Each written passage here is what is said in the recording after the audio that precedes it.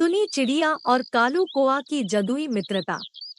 कहीं एक जंगल था जिसमें हर पौधा, हर पशु और हर पक्षी अपनी अद्वितीयता से सजीव थे। इस जंगल की एक छोटी सी कुंजील में एक टुनी नामक चिड़िया रहती थी।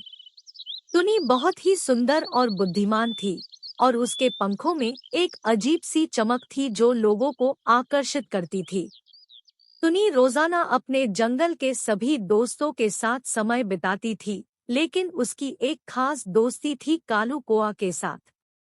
कालू कोआ, एक हंसों से बड़ा काला कोआ, उसका दोस्त था। ये दोनों हमेशा मिलजुल कर मस्ती करते थे और उनकी मित्रता बड़ी खास थी। एक दिन टुनी ने सुना कि जंगल में एक जादुई वृक्ष है जो बातचीत कर सकता है। टुनी को यह सुनकर बहुत रोमांचित हुआ और वह तुरंत कालू कोआ के पास गई और बताया, कालू, हमें जंगल में जादुई वृक्ष ढूंढना चाहिए।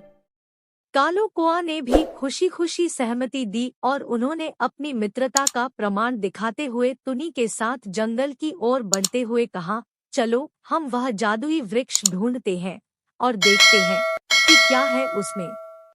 वे दोनों धूप में बढ़ते हुए जंगल के अंदर चले गए। वहां उन्होंने वास्तविक में एक अजीब सा वृक्ष देखा जिसकी पत्तियां चमक रही थी और वह शानदारता से भरा हुआ था। टुनी ने वृक्ष से बोला, क्या तुम वाकई में बात कर सकते हो? वृक्ष ने हंसते हुए कहा, हाँ, मैं वाकई में बात कर सकता हूँ। मैं एक जादुई वृक्ष हूँ और मेरी शक्तियों से मैं तुम्हें किसी भी चीज को जिंदा करने की क्षमता दे सकता हूँ।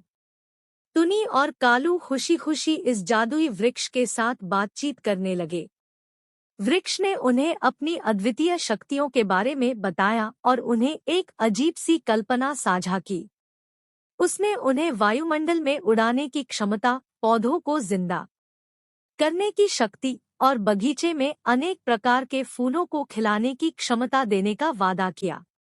टुनी और कालू कोआ बहुत ही आनंदित हुए और वे चाहने लगे कि वे उसकी मदद से अपने जंगल को और भी हरित और सुंदर बना सकते हैं।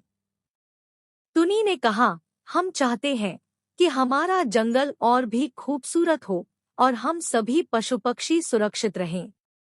वृक्ष ने मुस्कुराकर कहा, तुम्हारी इच्छा पूरी होगी, तुम बस मुझे विश्वास दो और मेरी बातों का पालन करो।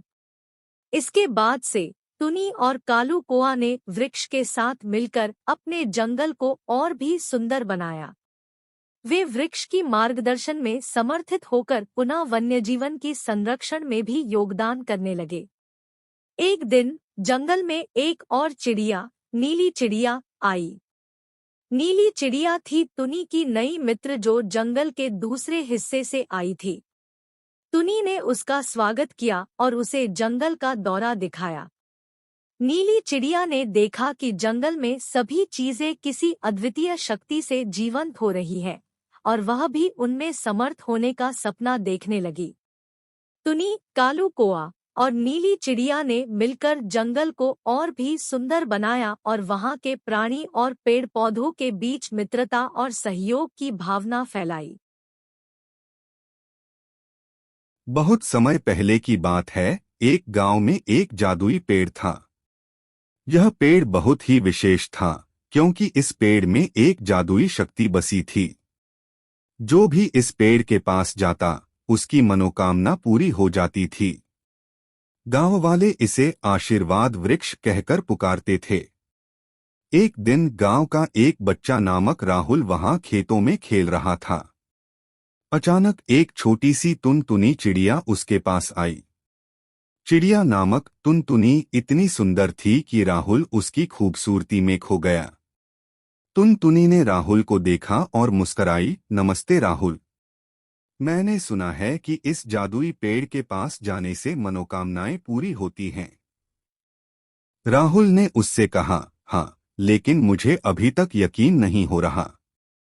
टुनटुनी मुस्कराई और बोली, चलो हम साथ में इसे देखते हैं।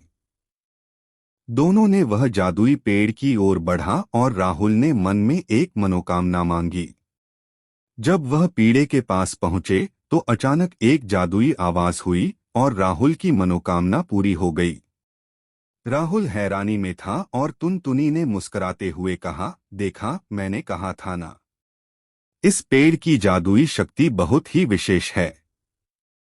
इसके बाद से राहुल और टुनटुनी एक दूसरे के साथ समय बिताने लगे। वे हमेशा मिलकर खेतों में घूमते और आपस में बातें करते रहते थे। गांव वाले उन्हें देखकर खुश हुए और जादुई पेड़ के साथ टुनटुनी की दोस्ती को देखकर सभी ने यह सीखा कि सच्चा मित्रता ही सबसे बड़ी आशीर्वाद है। Which story did you like? Tell us in the comment box and like and share. Don't forget to subscribe to our story.